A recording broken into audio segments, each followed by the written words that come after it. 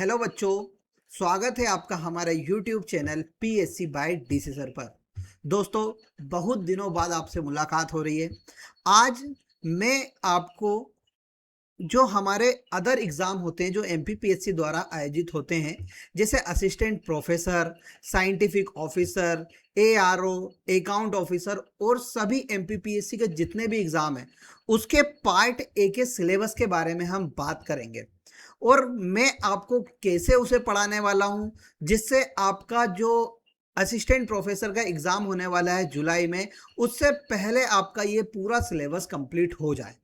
कहाँ से पढ़ना है, कैसे पढ़ना है, सबसे पहले हम सिलेबस के ऊपर बात करेंगे। उसके बाद मैं आपको बताऊंगा कि कहाँ से और कैसे हम पढ़ने वाले हैं। उसका शेड्यूल भी मैं आपके लिए लेके आऊँगा बहुत जल्द, परंतु पहले हम एक बार सिलेबस देख लेते हैं पार्ट ए का। जो पार्ट ए का सिलेबस है जिसमें मुख्य रूप से सामान्य ज्ञान पूछा जाता है, वो MPPSC के अदर एग्जाम में सभी में सेम है। चाहे वो साइंटिफिक ऑफिसर का एग्जाम हो, चाहे वो असिस्टेंट प्रोफेसर का एग्जाम हो, चाहे वो अकाउंट ऑफिसर का एग्जाम हो। तो आइए एक बार हम सिलेबस को देख लेते हैं, जिसके बाद हम आगे बात करेंगे। तो देखिए, यहाँ पर सेक्शन ए आता है सभी एग्जाम में, जिसमें मेनली 50 क्वेश्चंस पूछे जाते हैं। अब ये 50 क्वेश्चन मेनली फोकस्ड होते हैं मध्य प्रदेश के सामान्य ज्ञान से रिलेटेड। अब ये सामान्य ज्ञान से रिलेटेड जितने भी प्रश्न होते हैं, इसका क्या है सिलेबस, क्या यहाँ आपका सिलेबस सिलेक्शन दिलाने में सबसे महत्वपूर्ण है? तो हाँ, ये सबसे महत्वपूर्ण है, क्योंकि देखिए हर एग्जाम में मिनिमम 50 क्वेश्चन पार्ट ऐसे आते हैं। किसी एग्जाम में यह 2 नंबर का रहता है, किसी एग्जाम में यह 3 नंबर का रहता है। जिस एग्जाम में 2 नंबर का रहता है यानी 100 नंबर, और जिस एग्जाम में 3 नंबर का रहता है यानी 150 नंबर। और जब हम कट ऑफ उठा के देखते हैं तो हमें मैक्सिमम कट ऑफ देखने को मिलता है 180 से लेके 250 नंबर के बीच में कट ऑफ आता है। अब देखिए ये कितना महत्वपूर्ण सेक्शन अदा करता है जनरल स्टडी। ये पोर्शन बहुत ही इजी पोर्शन है, जिसमें आप जितना अच्छे से पढ़ लेंगे उतना आपका भला होगा। मात्र 5 यूनिट है और बहुत इजी यूनिट है। अपन ने देखा है कि सिलेबस इन्होंने अपन को बिल्कुल प्रॉपर बता रखा है, तो प्रॉपर सिलेबस के हिसाब से ही ये आपसे प्रश्न पूछते हैं। तो आइए यूनिट 5 को एक एक करके हम समझते हैं। पहली यूनिट में क्या आता है, दूसरी यूनिट में क्या आता है, सो ऑन 5वीं यूनिट तक क्या आता है। तो देखिए, सबसे पहले हम बात करते हैं यूनिट 1 की। तो इसमें मध्य प्रदेश का इतिहास है यानी हिस्ट्री ऑफ मध्य प्रदेश है, जिसमें मेनली ये हमसे मध्य प्रदेश का प्राचीन इतिहास पूछते हैं। उसमें प्राग ऐतिहासिक काल, आग ऐतिहासिक काल और ऐतिहासिक काल की बात करते हैं। फिर दूसरा मध्य प्रदेश का मध्यकालीन इतिहास, जिसमें मुख्य रूप से रियासतों की बात होती है। उसके बाद मध्य प्रदेश का आधुनिक इतिहास, जिसमें मुख्य रूप से 1818 से लेके जो हमारी 1947 तक की जो भी घटना होती है मध्य प्रदेश में, उसके बारे में पूछा जाता है। मध्य प्रदेश में स्वतंत्रता आंदोलन, जो हमने देखा कि 1900 के बाद जो भी स्वतंत्रता आंदोलन में प्रमुख घटनाएं हुई मध्य प्रदेश में, उसके बारे में पूछा जाता है। मध्य प्रदेश में जनजातीय इतिहास और जनजातीय साहित्य के बारे में, ये यूनिट नंबर 4 का भी टॉपिक है और साथ साथ यूनिट नंबर 1 में भी इन्होंने दो रखा है। अब देखिए, यूनिट 1 में हमें मेनली क्या पढ़ना है, तो हमें पढ़ना है मध्य प्रदेश का इतिहास। अब इतिहास कहां से कहां तक पढ़ना है, तो मध्य प्रदेश का इतिहास हमें प्राचीन से लेके आधुनिक तक का पूरा पढ़ना है। इसके लिए मेरे पास बहुत अच्छा प्लान है आपके लिए, कैसे आप बच्चों को कवर कराना है वो सब मैं आपको करा दूंगा। बस आपको आज इस पे फोकस कर लेना है कि सिलेबस क्या है और कैसे हमारा सिलेक्शन होना है। अब देखिए, जब हम यूनिट 2 की बात करते हैं तो यूनिट 2 में आता है मध्य प्रदेश का भूगोल। अब मध्य प्रदेश के भूगोल में मध्य प्रदेश की भौगोलिक स्थिति एवं विस्तार, यानी मध्य प्रदेश के पठारों की बात की जाती है। मध्य प्रदेश में कौन कौन से पर्वत है, मध्य प्रदेश में कौन कौन सी पहाड़ियां हैं, वो सभी आपसे पूछा जाता है।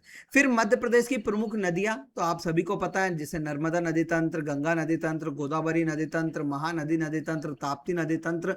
ये नदी तंत्रों को के बारे में हमें विस्तार में पढ़ना है। पर्वत, आप सभी को पता है मध्य प्रदेश में 2 पर्वत है, एक सतपुड़ा और दूसरा अपना मुख्य रूप से कौन सा, विंध्याचल पर्वत। इन दोनों पर्वतों के बारे में हमें विस्तार में पढ़ना है।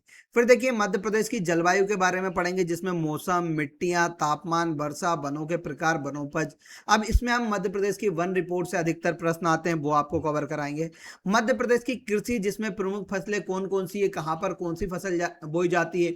अदरक के लिए कौन सा जिला फेमस है, मटर के लिए कौन सा जिला फेमस है, टमाटर के लिए कौन सा जिला फेमस है, आलू के लिए कौन सा जिला फेमस है, सोयाबीन इनकी सबसे पहली बार फसल कहाँ बोई गई थी, तो ऐसे कुछ प्रश्न यहाँ से आते हैं, वो आपको डिटेल में समझना है। सिंचाई के स्रोत, सिंचाई परियोजना, ये सभी भी हम पढ़ेंगे।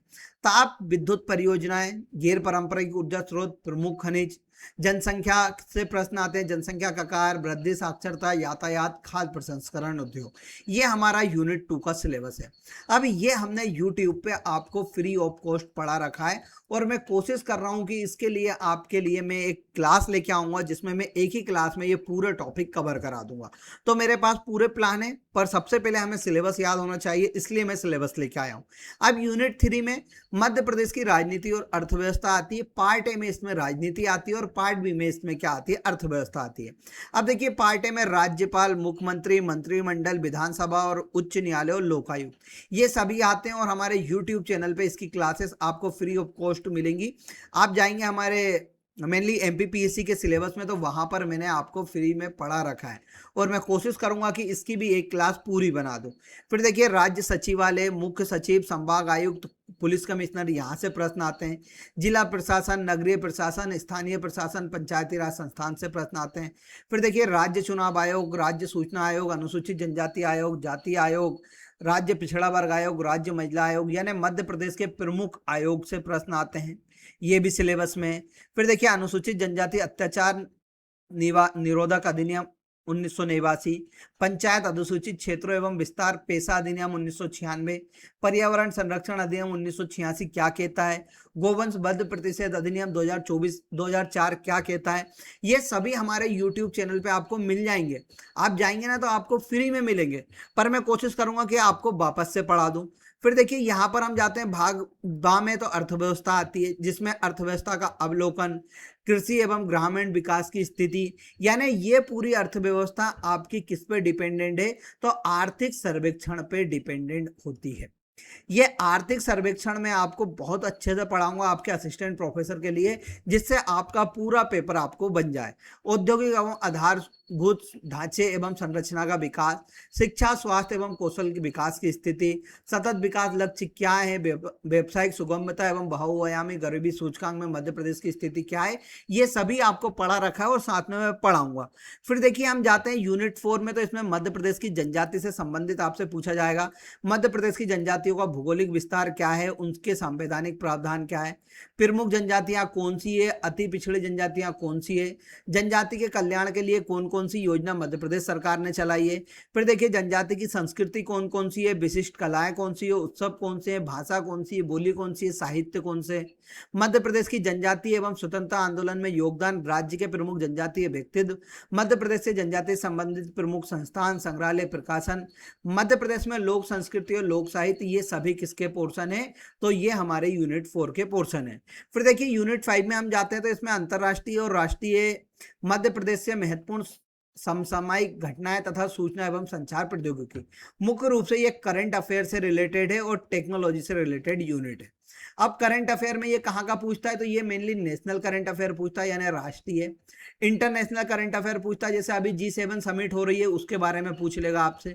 फिर आपको मध्य प्रदेश से संबंधित करंट अफेयर पूछेगा, ये सभी आपसे पूछ सकता है। उसके बाद हम बात करते हैं तो मध्य प्रदेश के चर्चित व्यक्तित्व एवं महत्वपूर्ण स्थान, यानी चर्चित व्यक्तित्व कैसे, किसे पद्मश्री दिया गया, किसका देहांत हुआ, कोई भारत में पहली बार अपॉइंटमेंट हुआ, तो इसके बारे में पूछा जाता है। कंप्यूटर सूचना एवं संचार प्रौद्योगिकी, ई गवर्नेंस बहुत सरल है। Artificial intelligence, machine learning, cloud computing, data science, internet of things का आधारभूत ज्ञान, ये हमारा क्या है, पूरा सिलेबस है। किसका, हमारे असिस्टेंट प्रोफेसर, साइंटिफिक ऑफिसर, और जितने भी एग्जाम एमपीपीएससी द्वारा हेल्ड कराए जाते हैं। एमपीपीएससी का जो हमारा होता है राज्य वाला पेपर, उसको छोड़कर राज्य और प्रशासनिक सेवा का जो पेपर होता है, उसके अलावा जितना भी होता है, उसके सेक्शन ए में ये पूरा सिलेबस आता है। अब देखिए, ये मैं आपको यूट्यूब पे पढ़ाने वाला हूँ आपके लिए। मैं इसके लिए छोटी छोटी क्लासेस लेके आऊँगा। कभी मैं आपके लिए करंट अफेयर की क्लासेस लेके आ गया, कभी मैं आपके लिए मध्य प्रदेश का जो आधुनिक इतिहास है उसकी क्लास लेके आ गया, यानी मैं आपके लिए डेली क्लास लेके आने वाला हूँ।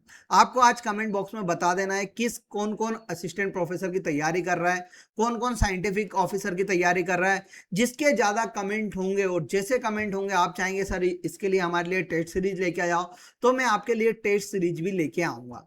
बट आपको आज ज़्यादा से ज़्यादा कमेंट करके बताना है कि हाँ सर, हमें पढ़ना है, हमें असिस्टेंट प्रोफेसर की तैयारी करनी है, हाँ हमें मुख्य रूप से साइंटिफिक ऑफिसर की तैयारी करनी है, या हमें एमपीपीएससी कुछ अदर एग्जाम की तैयारी करनी है।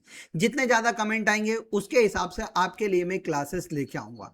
तो हमारे यूट्यूब चैनल को सब्सक्राइब कर लो और ज़्यादा से ज़्यादा शेयर कर दो